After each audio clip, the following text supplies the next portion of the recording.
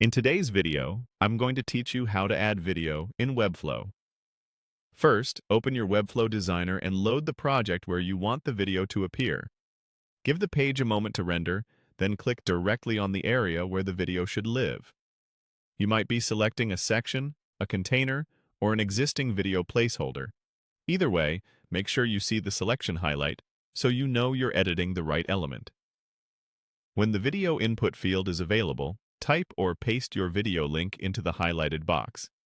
Use a public URL so Webflow can fetch the preview properly.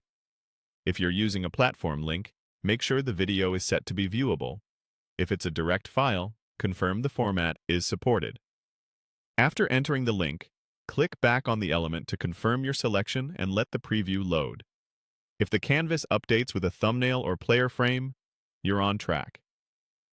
Click once more if needed to ensure the element itself, not the parent container, is active so the correct settings show on the right panel. Now expand your controls.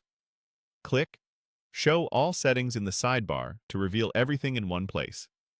This gives you a complete view of what's applied to the element and helps avoid hidden overrides. Next, open the Visibility control. Set the element to Hidden briefly, then switch it to Visible.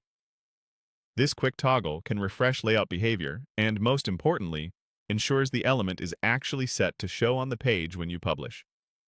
Double-check that it remains on Visible before moving on. With visibility confirmed, open Custom Attributes. Here you can review any data attributes already attached to the element. If your build relies on attributes for analytics, lazy loading, or custom scripts, this is where they'll appear. If you don't need any, simply leave this panel as is. Then click Advanced to review the more specialized options.